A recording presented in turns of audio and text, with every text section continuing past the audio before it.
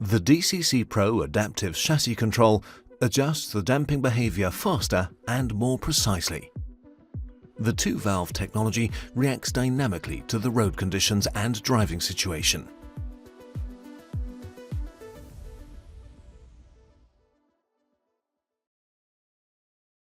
To understand what's behind DCC Pro, let's first take a look at the working principle of adjustable shock absorbers. They consist of an outer and inner tube, the piston working area. Between them there's a third tube, the ring channel. It features an electrical adjustment valve. Shock absorbers work in two stages, the compression stage and the extension stage. During the compression stage, the piston moves downwards. The base valve is closed and the piston valves are open. The oil flows upwards through the piston valves and dampens the piston movement. During the extension stage, the piston moves upwards. The piston valves are closed, and the suction opens the base valve and draws the oil into the inner tube. This also dampens the piston movement. The pull movement conveys oil from the inner tube into the ring channel. From there it flows via the adjustment valve into the oil reservoir. The adjustment valve determines the oil flow rate and thus the degree of damping. If the valve is wide open, the oil flow rate is higher. The piston moves more smoothly and damping is reduced. The less the valve is open, the lower the oil flow rate. The piston moves more sluggishly and damping is increased. So the extension and compression stages of adjustable shock absorbers are controlled by this one valve.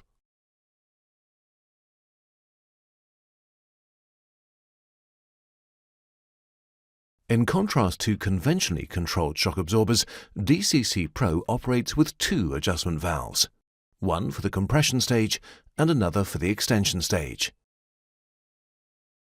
What's special is that the extension stage valve additionally features a non-return valve. And there's another difference. There's still one common oil reservoir, but two separate ring channels. This means that both the compression stage and the extension stage have their own controllable ring channel. During the compression stage, the piston moves downwards and displaces the oil. It passes through openings into the lower part of the ring channel and from there into the compression stage valve. Again, the valve position determines the degree of damping. The higher the oil flow rate, the lower the damping. The oil flows back into the common oil reservoir. At the same time, oil flows from this reservoir into the non-return valve of the extension stage valve. From there, it enters the ring channel of the extension stage and flows into the piston working area. The oil level is in balance again.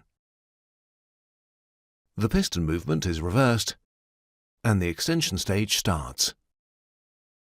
The oil is pressed through the openings in the extension chamber into the ring channel and flows towards the extension stage valve. Again, the valve position determines the degree of damping. The oil flows back into the common oil reservoir.